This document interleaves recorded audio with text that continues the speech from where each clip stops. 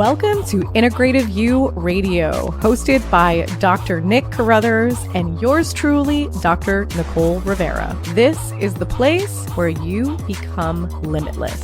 We are covering the latest and greatest topics, of course, in a disruptive fashion, around integrative medicine, mental health, and human behavior. We are also covering how those topics affect the human and family dynamics. We will be sprinkling in some truth bombs for our healthpreneurs so they can join us in our mission to evolve healthcare. If you are health curious and growth focused, you are in the right place. But buckle up, because this is real, this is raw, and this is disruptive. This is Integrative You Radio.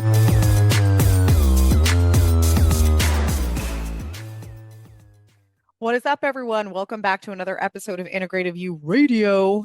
Got Dr. Nicole here. We have many episodes that are coming up that are going to be the Nick and Nick duo again. But for today, I wanted to talk about a topic that I personally feel very, very passionate about. So you will hear me get fired up as per usual. And really what I want to bring to your attention is the fact that medicine and healthcare is so much more damn subjective than you may ever realize. And I think part of it is this myth, this half truth that medicine is built on science, medicine is built on research, medicine is built on studies. And yes, there is truth to that, but overall, it's run by humans. And there is always going to be a level of subjectivity when it comes to humans that have their own personal life experiences, they have their own emotions, they have their own belief systems that are going to create a level of subjectivity when it comes to your healthcare, your outcomes, your diagnosis. And I know that a lot of us want to think that this is not true, but it is. And I'm going to share with you some very, very specific scenarios that I have experienced over the years, that my clients have experienced over the years. They're going to help you to understand this. But I want you to understand my intention with talking about this. This is not about bashing conventional medicine, functional medicine, or anything like that. This is because I want you to feel more empowered in your health journey, in your health outcomes. I want you to know that your belief system around what your outcomes can be is the most powerful thing, that you taking everything that you get from your doctors with a grain of salt is key, because most of it is a half truth. And again, half of it is true. Maybe your labs say X, but just because your labs say X does not mean that your outcome is X. Your outcome is based on you. It is based on your belief system. It is based off of the work that you put in. It's based off of the data that you have. It's based off of the questions that you ask. It's based off of the strategy that you use in your journey. It's based off of the commitment to your journey. It is based off of a lot of different variables that are in your control. It is not the doctor or anyone else's job to help you heal. You need guidance. They're there to give you a map. They're there to give you data that you can't get yourself. But it's up to you to be the creator of your outcomes. So, with that being said, one thing that I want to point out is perception. I have been working with an infant, working with the family for a while, and she was pregnant, had a baby, and the fear started within the last trimester. We see cystic kidneys. We see that there is kidney disease.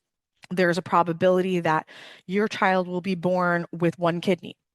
Your child will be born with cystic kidneys and eventually go into kidney failure. Like it was the snowball going down the mountain, going, faster, faster, faster, more and more fear. And we were looking at the information, we were looking at the data, but at the end of the day, looking at imaging of a growing fetus, a growing baby inside of a person, there's a lot of variables. And there's a lot of times that what you're being told is completely inaccurate. I have had my clients been told that their baby stopped growing and that their baby was going to be tiny, maybe 5 pounds, and the baby came out as 10 pounds, which is a very large baby. And it's like, how do you get that wrong? How do you mess that up? And I've heard these stories over and over and over again of this non-necessary fear of this is what we see, this is what we think is going to happen, this is the worst case scenario, and then it ends up not being the case at all. So let's get back to the kidneys. So the baby is born, and there was definitely some cystic development in the left kidney specifically. The kidneys were, or the cysts were measured, and then we were working together immediately. A lot of what we were doing was we were administering different types of supplements to the mom, and those were getting delivered to the baby via the breast milk. And then we were doing a series of different therapies with the baby as well. For those of you that are like, oh, don't you have a virtual telehealth model? Like, how does that work? We ship equipment to people's homes and they use it under our very, very specific and strategic guidance. The great thing about it is that they can use the devices and the technology up to a few times a day. So this is one of the reasons why people are getting such quick results is because it's a compounding effect. So we were doing some very specific therapies with this baby. We were having a series of supplements that were working specifically on kidney function and also detoxifying the toxins that were already inside of the baby's body, specifically in the kidneys, which can be a complete surprise for people that babies are being born toxic. But again, if you want to look at studies that are done, they have found not up to, they've found over 200 chemicals in the amniotic fluid that the baby is sitting in for the entire duration of the pregnancy. So most kids are being born toxic, let alone if they have a series of interventions upon being born.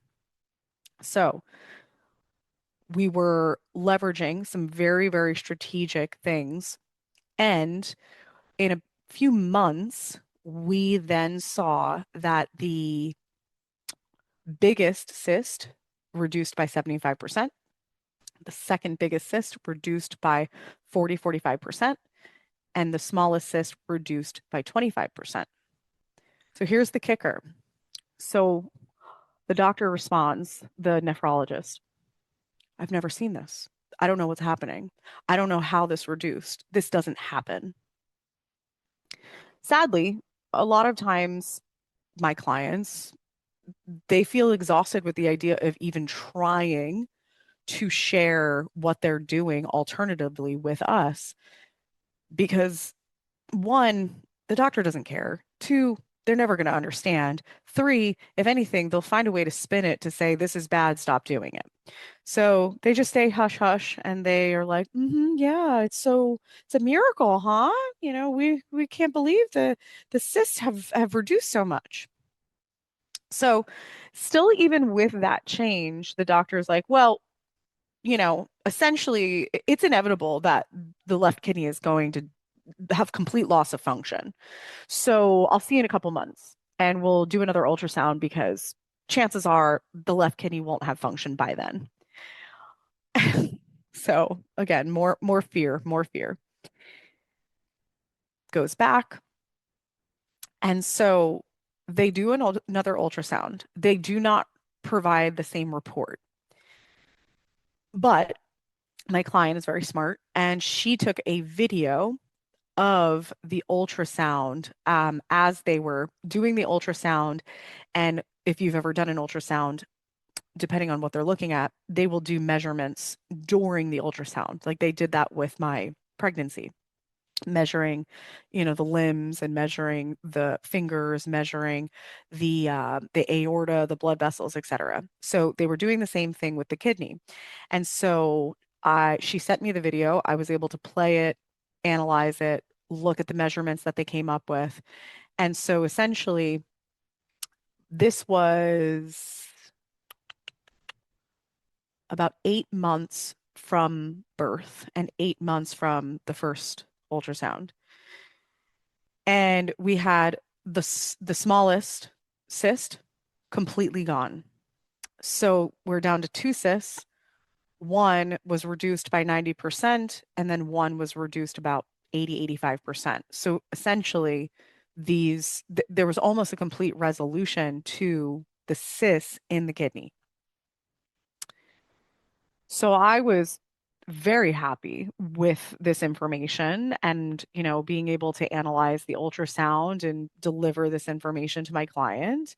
And obviously, we're not just looking at these results, we're looking at how is this child doing? Is this child functioning? Is this child having normal urination? Is this child having pain? Is this child having any type of issues? Or is this child growing and developing and progressing the way that we want to. And of course, all of those aspects were really great. We had virtually no symptoms in the child.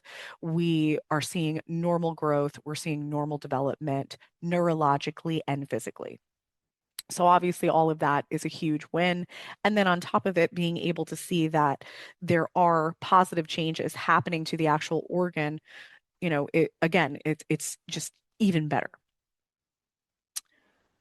So then there is my client reaches out and says, "Are you going to produce a report the same as the last one to tell me give me the exact measurements of the cysts?" And they're like, "We can't give you that because there are so many cysts that the kidney is shrinking and the kidney is pretty much going to completely disappear within the next few weeks because of how cystic it is." That is what they said to her. Meanwhile, we have a video of the ultrasound showcasing the exact size of the kidney and the exact size of the two remaining cysts. And they pretty much responded with, "Here are the recommendations for medication and surgery." So to know why that happened, it is virtually impossible to understand why. Um, of course, did I mess up? Do I need to relook at something? But it's black and white. And, really what it comes down to is that there's a diagnosis that happens. The textbook and the training tells you, based on this diagnosis and these measurements and, this coming up in imaging, this is the prognosis, which is black and white, but there is no black and white because of what we just said in the beginning. There are many variables. One of those variables, the type of work that I do, in addition to the will and the belief system of, in this scenario, the parents and the child. If the parents say, "Fuck that, this is not going to be my child's outcome. We're gonna heal." Chances are that kid's going to heal. And for those of you that are like, "That's not how this works," how do you think, why do you think placebo exists?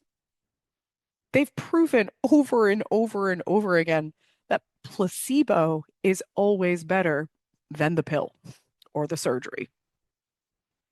Because if you believe that pill is going to help you and then you take a sugar pill, your body changes, your brain changes, your symptoms change. So read about placebo if you're just like, that's not possible. If you believe you're going to die, if you believe you're going to get worse, if you believe you need the surgery, if you believe you need to be medicated, then that's your reality. 100%. But if you believe you're going to be able to get through it with some specific tools on your own, if you believe that you're going to survive your cancer diagnosis, chances are you are. But if you believe the opposite, chances are that's also your outcome. So if you believe you can, or if you believe you can't, either way, you're right.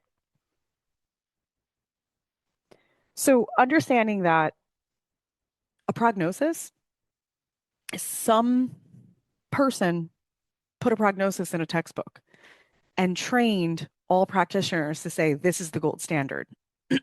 But I want to take this a step further because you might be thinking, well, why? Why is there so much fear inside of, medical diagnoses? And you can use the high level of saying like, oh, well, if there's enough fear, then, there's going to be more profits through medication and surgery. Yeah, I'm sure. But think about it this way. If there is a problem and now we have a diagnosis, it's better legally to give worst case scenario than to provide hope and then it's a negative outcome. So let me rephrase this. You get told that you have a diagnosis of an autoimmune condition. And they say, based off of what we can see, based off of your labs, there's a probability that you're going to have a deterioration of your bowel, and you will probably need to have part of your bowel removed by the time you are of this age. And so they are more comfortable saying this worst case scenario because if they said, if you do this and you do this and you do this, then you could have complete resolution of your autoimmune bowel condition. And then you don't have a complete resolution of your bowel. Now you can sue for malpractice or negligence because they said you could heal. And then you're like, but I didn't heal. So you provided me with poor information and this is negligence and you're part of the reason why I'm sick, etc. So this is happening in long-term diagnoses. This is happening in hospitals. It is safer to give you worst case scenario and be right than give you a best case scenario and be wrong because there is going to be legal implications if you give best case scenario and it doesn't pan out that way. And unfortunately, we're living in a world where people are very sue happy. And this is a route that a lot of people are going. And, in all transparency, really what it comes down to, it's the victim mentality is, you know, people think they're a victim to their external circumstances or to external people, external input. But at the end of the day, there's no responsibility being taken for the fact that we are the creators of our reality. You're the creator of your sickness as well. As much as that could be a hard pill to swallow, but sickness is multifaceted. It's not bad luck and bad genes. It's a series of decisions, it's a series of habits, it's a series of stressors that we stuff under the rug. It's a series of compounding things that create illness. It doesn't come out of nowhere. You have a decision every single day. You have an opportunity for a decision every single day. And there are many people in this world that don't want to think about what they put in their mouth, what they put in their bodies, what they put on their bodies, what they feed their minds through TV and media and news and social media. And all of those things are either making you healthier or making you sicker. And so there is a self responsibility when it comes to your sickness. But the empowering part of this is that there is equal as much opportunity and responsibility when it comes to the healing process. But you can't believe everything that you're told. You can't just subscribe to the idea of the textbook prognosis. This is a matter of asking better questions, getting better data, getting a different perspective, dabbling in something that you know nothing about. Something that I've said that I didn't necessarily apply to health in the moment is you hit certain points in your life where you've exhausted the knowledge, tools, and skill set that you have, and you get stuck. And really, all that it's showing you is that it's time to gain different knowledge, a new skill set. And sometimes this requires a level of guidance or mentorship. So you could either learn it on your own or you can have someone teach it to you that's already surpassed you in that part of life. And so, as much as we should be our own advocates in our health and we should be making quality decisions for our health, at the end of the day, you know, if you are an architect, if you are an interior designer, if you are an accountant, you've dedicated most of your learning to other things. If you're an investor, if you're a hedge fund person, you have skill sets that I don't have, but I also have a skill set that you don't have. And so you find the person that you can have the most trusted and dynamic relationship with that has the knowledge and the experience and has surpassed the current place that you are stuck. They surpassed it in a way that when you look at that part of their life, you're like, that's what I want.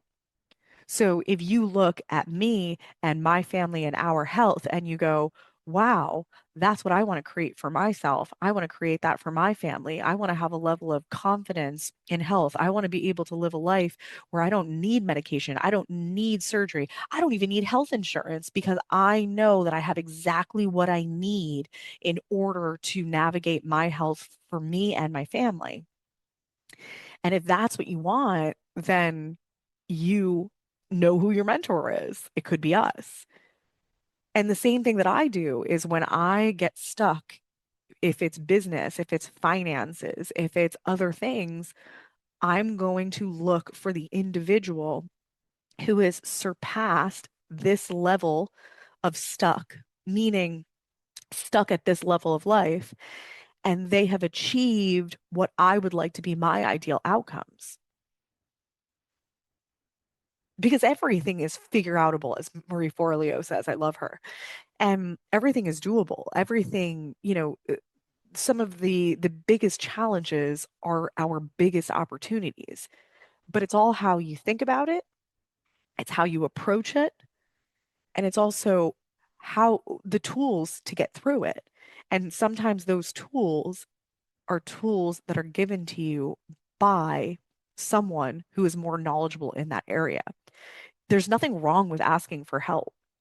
There's only, you could be so good at certain things in your life, but it's difficult to be so an expert and a master at everything in life. I think that's our goals, some of our goals as we age, once you're in your 80s is like being able to feel like you're a master in all different parts of life, but that's also such a commitment to your own personal growth.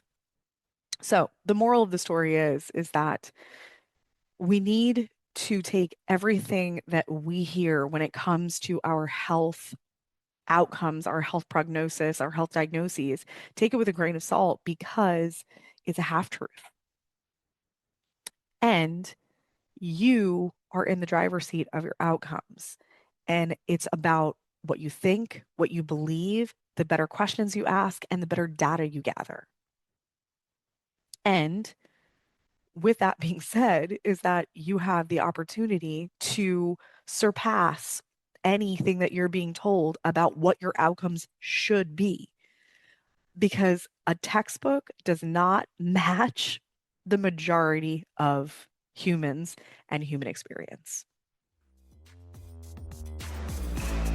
We thank you so much for being an avid listener of Integrative You Radio, formerly known as Integrative Wellness Radio. We appreciate all of your support. We love your comments. Please visit us on social media as well as our website to see all of the fun things happening behind the scenes and the new amazing content and courses that is being rolled out on a monthly basis. We hope to see you there.